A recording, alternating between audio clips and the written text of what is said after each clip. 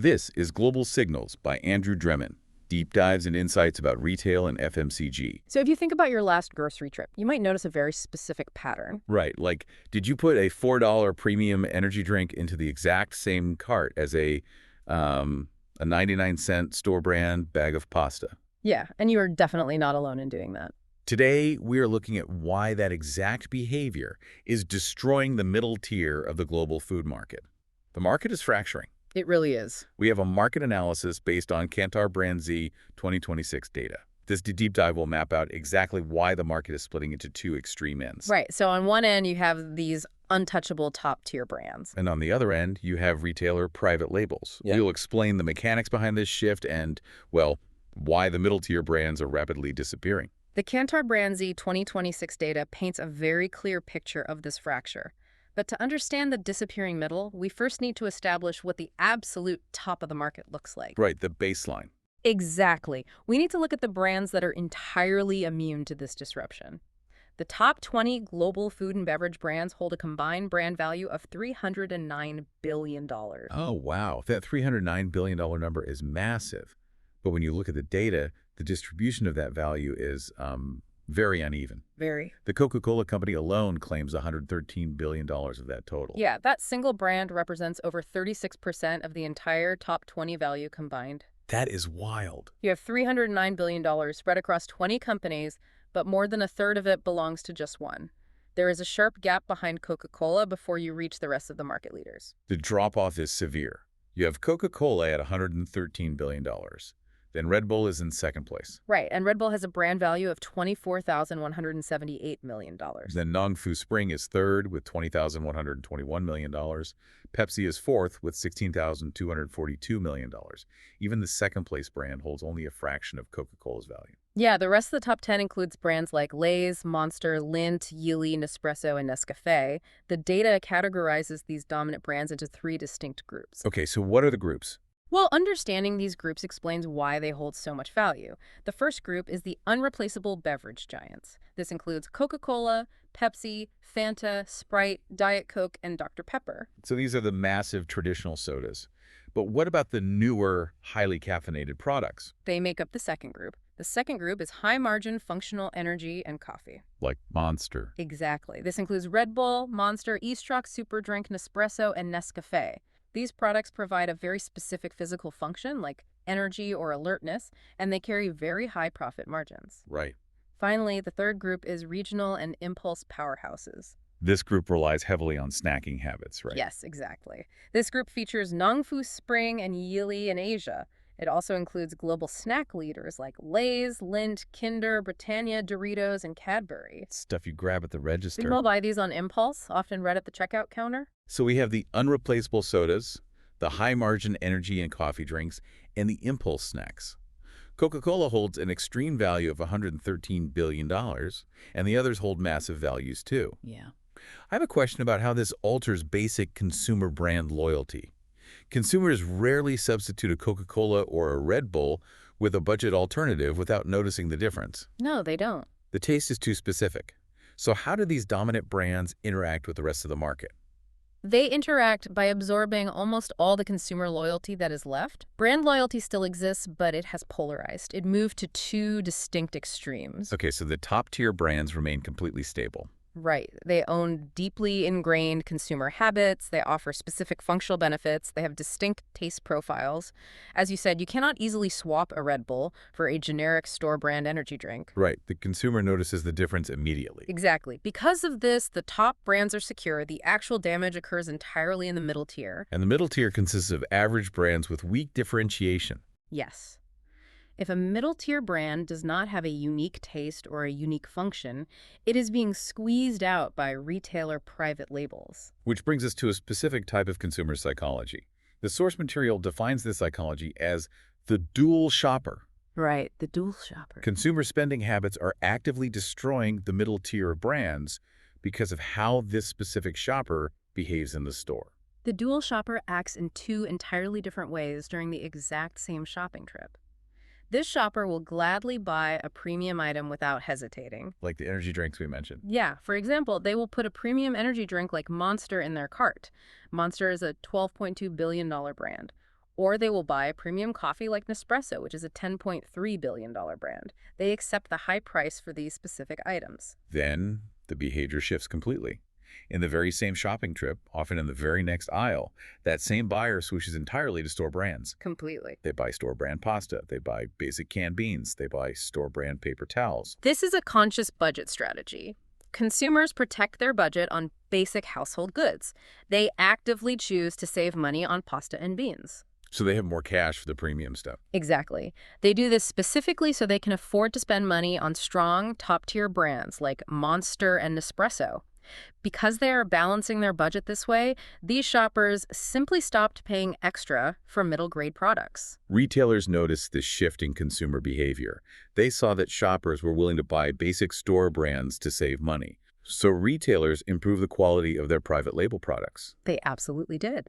As a result, they captured the market share that used to belong to middle-tier manufacturers. The numbers confirm this massive shift in market share. European private label sales have reached a total annual market value of $387 billion. Wait, $387 billion? Yeah, that is a staggering amount of money moving away from national brands and into store brands. In Switzerland, private labels now hold a 52% total market share. That means over half of everything sold is a store brand. Correct, over half. The middle-tier brands are suffering heavily from this.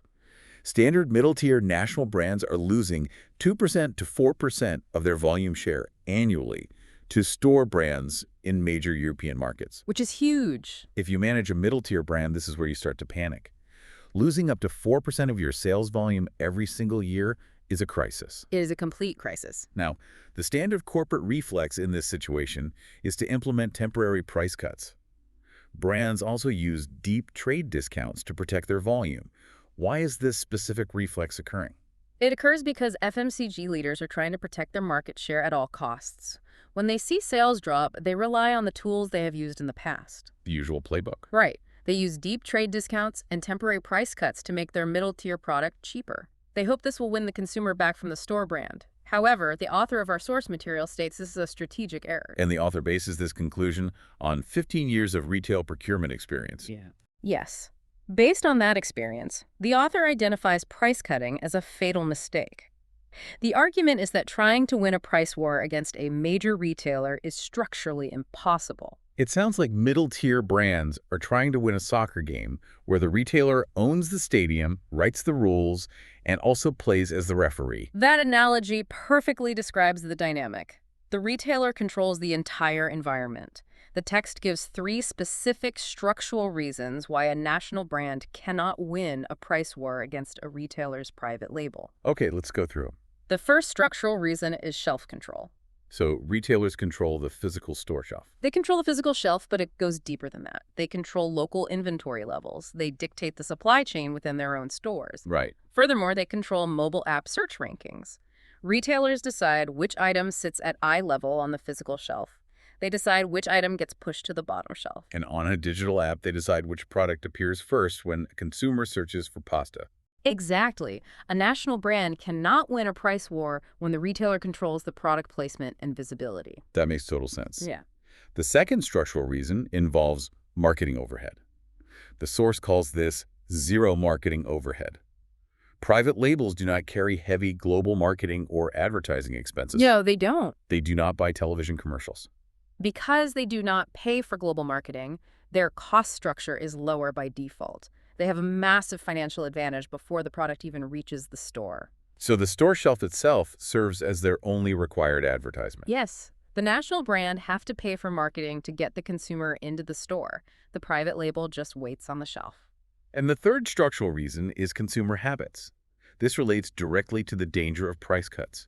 Frequent price discounts teach consumers to buy your product only when it is on sale. This completely destroys the brand equity. It turns your branded product into a basic commodity. Right, because they just wait for the discount. If you constantly cut prices to compete with a store brand, the consumer assumes the product is only worth the discounted price. They will never pay the full price again. You trade long-term brand health for a short-term bump in sales. So retailers hold almost every structural advantage here. They have zero ad spend. They control the physical playing field from the physical shelf to the digital mobile app search rankings. They really do. So What exactly does the retailer's roadmap look like to maximize these advantages? How do they act as the referee in this game? Retail procurement and commercial teams follow a highly specific strategic roadmap. Their primary goal is to build long-term category profitability. To achieve this, they focus purely on operational efficiency rather than copying the traditional habits of national brands. And the source details 3 precise steps in this roadmap. Step 1 is to eliminate wasteful external advertising. Right. Retailers fiercely protect their profit margins. They do not spend retail margins on expensive external TV campaigns. Right, you never see a massive billboard for a store brand. Exactly. They do not buy billboard space or run massive digital ad campaigns for store brands. Doing that would destroy the margin advantage they have over the national brands. So how do they market? Instead, they rely entirely on internal marketing. They use in-store displays, they use prime eye-level shelf space, they use direct loyalty app notifications to reach the consumer while they are already shopping. That is efficient. Step 2 is to invest directly in product formulation. Since they are not spending money on billboards, they put that capital straight into the product itself. Exactly. Capital goes directly into recipe formulation and quality testing. The standard they use is very strict. The goal is not just to make a cheap product. Right, it has to actually be good. A private label must match or beat the national brand standard in double-blind taste tests before it is ever placed on the shelf. A double-blind taste test removes the brand bias. The consumer does not know which product is the famous brand and which is the store brand. Why do retailers use this specific method? They use double-blind tests to prove functional equivalence. If the store brand tastes exactly the same as the middle-tier national brand in a blind test, the retailer knows the quality is secure. That makes it a safe bet. Once it passes that test, the retailer assigns the private label product the top position on the main shelf. They ensure the product is good, and then they use their shelf control to give it the best visibility. Wow. And step 3 is to build a multi-tier private label structure. In the past, retailers only offered a single budget private label. Right, the generic white box. Yeah, but that limits profit margins. Now, retailers divide their private label offerings into 3 distinct levels to capture different types of shoppers. The first level is the entry or economy tier. This tier features simple packaging. It has the lowest possible price point. So it's basic survival goods. Yeah, this tier is not designed to make a huge profit. It is designed specifically to block hard discounters from stealing price-sensitive customers. Got it. The second level is the core tier. This tier serves as a direct functional equivalent to the national brands. Yes. The core tier is the product that passed the double-blind taste test. Because they have zero marketing overhead, retailers price this core tier at a 20% to 30% lower price point than the standard national brands. So it offers the exact same quality for significantly less money. Exactly. And the third level is the premium tier. This tier includes high-margin organic products, regional specialties, or premium store brands. So they aren't trying to be cheap here. No, these premium store brands do not compete on price. They compete directly with mid-tier national brands on quality. They offer better ingredients or specialized recipes while utilizing the retailer's shelf control advantage. Retailers have evolved significantly. They moved away from just selling simple, generic products. They now operate as sophisticated brand managers with complete, multi-tiered portfolios. They really do. They have an economy tier to block discounters, a core tier to steal volume, and a premium tier to capture high margins. Knowing this roadmap, what survival options remain for the FMCG brands caught in this disappearing middle? Well, for FMCG brands operating outside the untouchable top tier, survival requires strict defense mechanisms. Meaning what exactly? Defending market share requires practical shifts in product strategy and pricing structure. The source data provides a strategic action plan for FMCG brands to survive this environment. It outlines 3 specific actions. Action 1 is to stop chronic trade promotions. Right. Brands must end heavy price discounting immediately. Discounting is a reflex designed to chase short-term sales targets. But it hurts them in the long run. Yes, deep promotions drain operating margins. They do not create long-term brand loyalty. As we established, frequent discounts just train the consumer to wait for a sale. You cannot win a price war against a retailer that controls the shelf. Action 2 is to focus on product distinctiveness. The logic here is clear.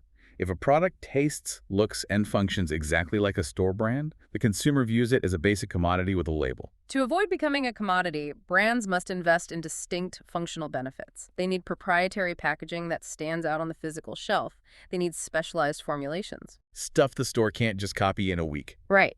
They must create products that private labels cannot duplicate quickly. If your product is identical to the private label, the consumer will always choose the cheaper private label.